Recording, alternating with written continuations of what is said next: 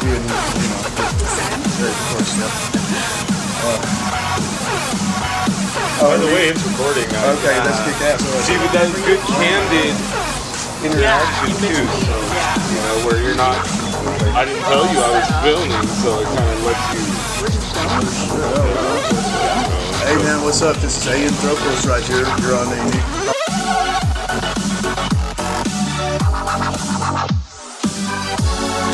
If you can see inside your soul, those are love.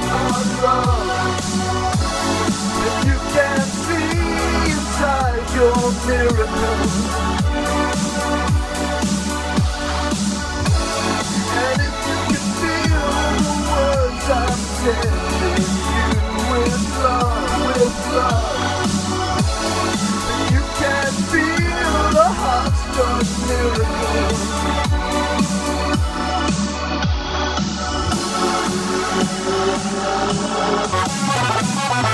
Oh my God. Oh my God, Nancy. Nancy, do you realize how much close this motherfucker is? Jesus Christ, Nancy. Nancy, roll up your window. Nancy, roll up the window.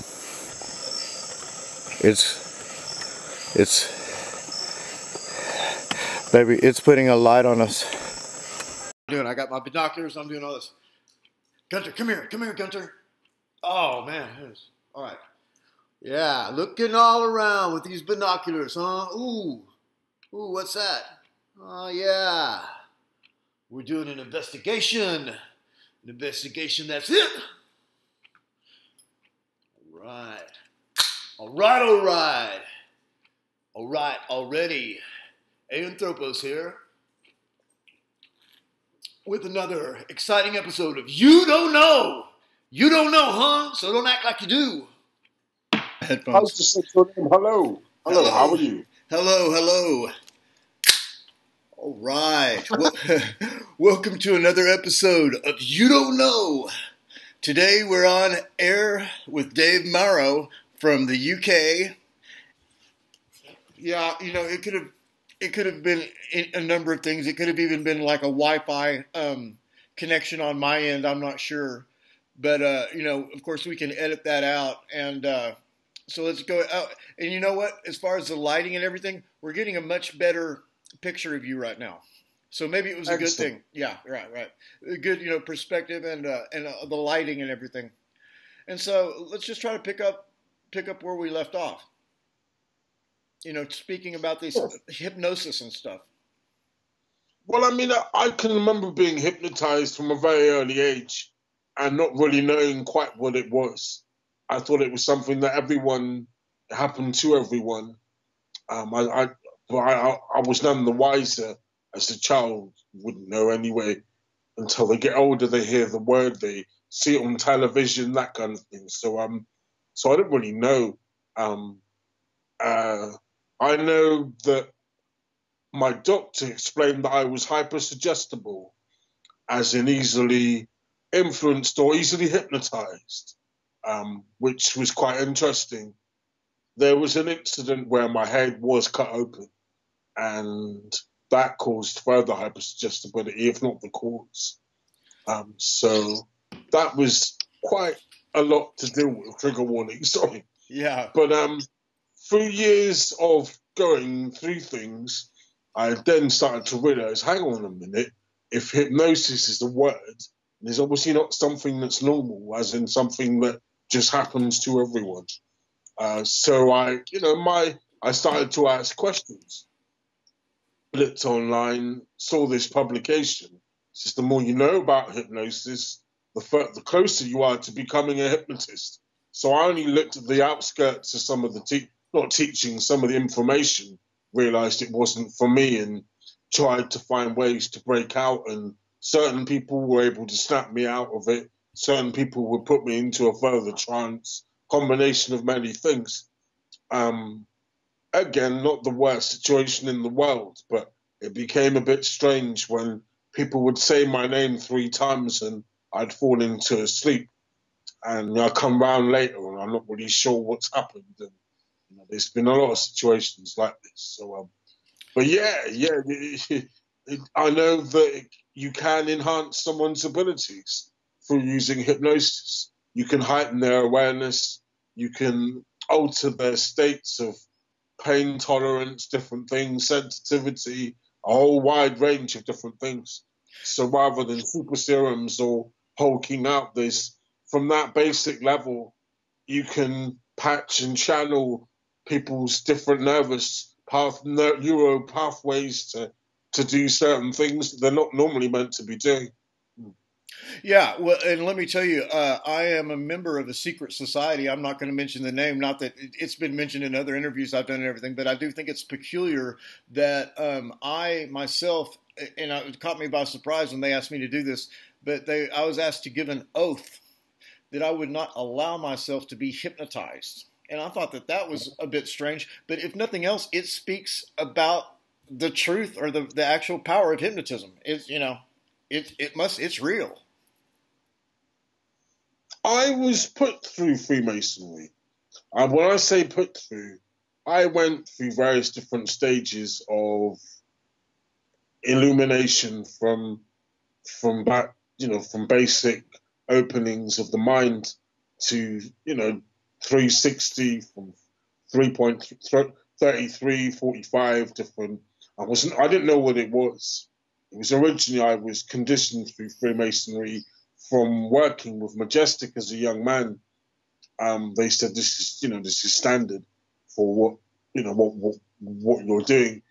People, whenever I went to the bank, this guy would stand there and he'd do these different hand movements. And I sort of look at him. I wasn't angry. I just like, what are you doing? What's that? And I found the symbolism, the nature of some of the people that I knew, what I was experiencing was very secret. It wasn't that I hated these individuals or agreed, or it was more that it's like, okay, from what I knew, that if someone asks you into a secret society, you have a choice to say yes or no. But my parents sold me, and I was ordained into a secret society without there was no consent. What I'd say is, I even went to what they call 360 vision, Time Lord, through programming, which means that you ever seen Prince Nassim, the boxer? What he was able to do is pick out a punch from any angle on the boxing ring. I've got people that have got footage of me blocking punches without looking. So they call that the owl head, as they say, where you can actually see more than the eyes can. That makes sense. Yeah, that's fascinating. Almost, it sounds like a little bit like Bruce Lee, Well, yeah, similar. I found that I was able to manipulate certain parts of my past. Certain lyrics that I'd written, I could change them and it would affect certain parts of my life. I'm not just talking about magic, I'm talking about conscious awareness, talking about the quantum dynamics of the human psyche or angelic ascension, but at the same time an indoctrination of different values, principles, laws, architecture, a whole array of the actual historical aspects of lineage, of bloodline, of knowledge, of pathology, different archetypes, archaic, from different formulations of consciousness, from aspects of travel, from different understandings of maritime, from law to physics, and through vision. Vision being the main focus of the human psyche, to see, for therefore I know, as they say. Yes. Yeah. Fascinating. Yeah, fascinating that you're able to bring all those disciplines together, because they are related, and your knowledge is quite extensive on these things, especially bringing in the maritime aspects and the aspects of lordship and stuff like that. That we're of course brought up to think that this is a good thing, and when in retrospect we're learning that some of these things are maybe a foreign installation. I think it's the acceptance and what we're asked to do, I guess that's, that's. Although I was educated by a particular guy who was known as a Freemason. He taught me how to sound engineer. He taught me about music. He taught me about, and then I realized that he realized I was from a bloodline, from a lineage. And originally he used to joke with me and says, Dave, he says, do you remember meeting any of those aliens? And they all laughed at me. And I was like, I didn't know such thing as aliens. Or he might make another joke saying, oh, do you remember what Roswell looks like, Dave? Or those fourth dimensional outdoor military canvases with, all sorts of stuff going on. It's like, what are you talking about? And they're all laughing at me in this arts club, not nastily laughing at me. And then years later, I have recollection of stood round with men in black, as they say, standing round, and there's a lot of stuff going on. There's this fluid they call animation fluid, where they can create almost cartoon-like plasma sort of cast liquid life forms that look like cartoon, but they're actually clone or some sort of synthesized, generated life form. Now, all this technology was going on for years and years whilst I was very young, walking through car parks and men with black suits carrying briefcases, and I'm sort of stood there and I'm thinking, who am I? I'm just some kid from a small town in the UK. What would they want with me? I think it had something to do with I was designed for a future, not just my own future, but the future of many. And they knew that my ways would become peaceful and my wisdom would grow mainly for the preservation of all humanity, which some of the secret societies became quite selfish. Some of them have, I believe, not to demonize or damn. Some of them pursued more than they needed. Again, it's why a lot of these projects were contracted to undo some of the damage, which rarely gets talked about in these secrets. When people talk about secret societies, it almost becomes a cliche comment that someone who, I've been to the Vatican. There's the dark side of secrecy where you have rituals taking place or ceremonies where children are used. Now, that doesn't essentially mean that all members of secret societies do or don't partake in ceremonies or rituals. Or even know about them. Or even know about it. Exactly. But there has been an unfortunate affiliation with certain extreme movements within power, which may not even be Freemasonry anyway. I think what they found was that they cultivate certain life forms to find ways to further future of a human existence, working with angels, gods, list goes on, to expand and to make sure the destiny of creation and life does not decease. Yes. Which is the positive message. Unfortunately, too much power can corrupt individuals. It's not unheard of. Oh yeah. More than we will get. This is often the way. I didn't really know what it was. All I knew was that certain symbols were being used, certain hand symbols. There was a lot of that going on. What I found out I was mainly being used for was to find cures for diseases, to counteract some of the, how should I put it, rogue, malevolent projects trying to wipe out certain races within the Earth's planet. Yeah. Mm-hmm. This guy wasn't particularly a Freemason. He was just a nutcase. Some guy who had access to certain, how should I put it? He knew people that had access to resources, and it was within his interest to cooperate. Mm-hmm. When I discovered his actions, I believed that it was very important that I made sure that his work was finished. Not all of it ended, unfortunately, but for the time being, I dealt with what I could. Would I call myself a member of a secret society?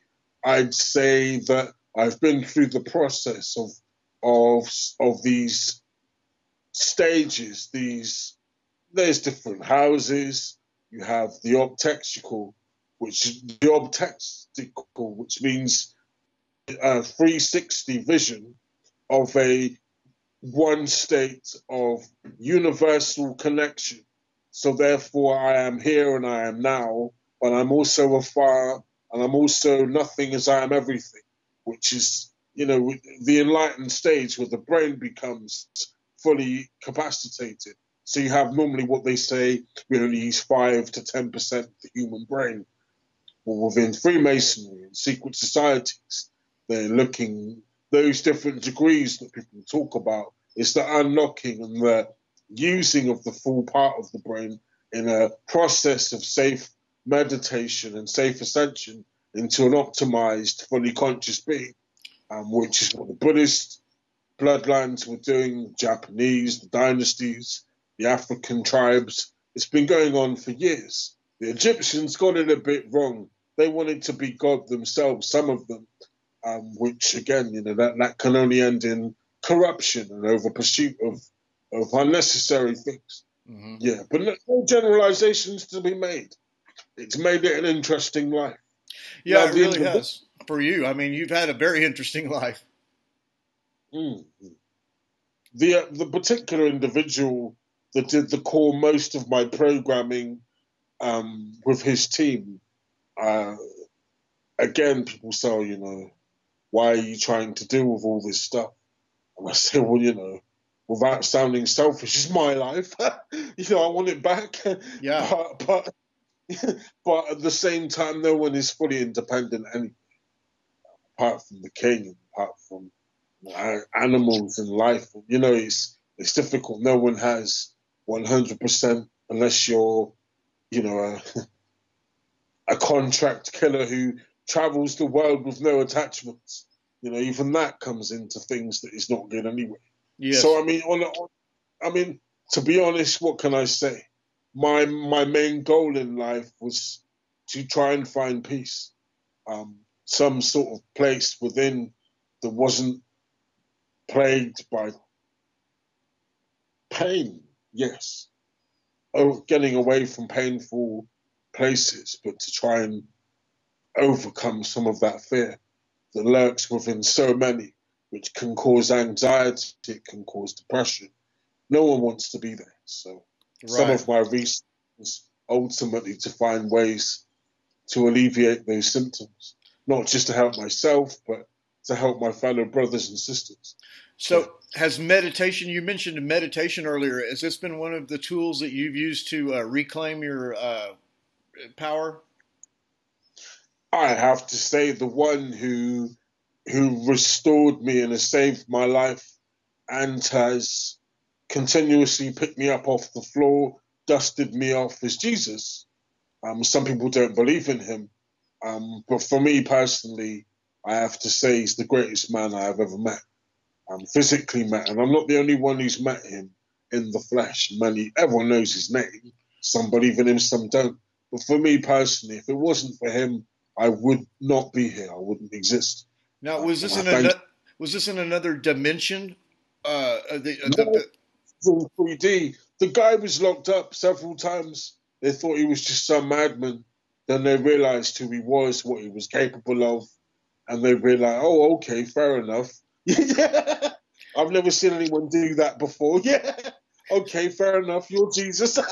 So did they keep him locked up after they realized who he was? Well, they let him go after they realized who he was. They fed him and watered. He explained the situation. They realized he was no trouble, and they let him out. And then he carried on doing. He actually went to Iraq afterwards with the military to fight some of the wars that were going on over in the Middle East, which you wouldn't think someone like Jesus, the man, the Prince of Peace, would be involved in military combat. But again, it's part of his work. beautiful, wonderful man who many have met. I could think, yeah. Fascinating. Now, you mentioned another man and his team of people that I think you were just a few moments ago had like worked on you or something like that. So they're obviously part of the controllers or something like that. And what was it that they? And here's another thing: we realized that you were.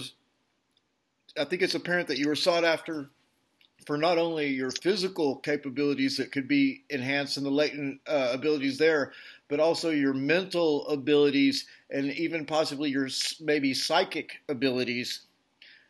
What? I've always had a heightened sensitivity. Sorry, Karen. Sorry. Yeah, that's what I want to hear about. You've had a heightened sensitivity.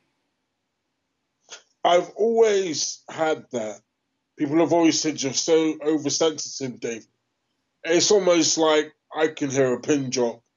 There are even times where it feels like I can feel everything that's going on around me.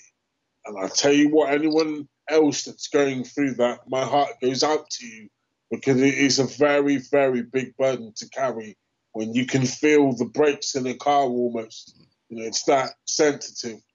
I think, again, someone with that sensitivity, if cultivated, cultured, used, processed, encapsulated, whatever you want to call it, they find links between certain patterns that have shown abnormalities. Yes, many people would want a piece of that.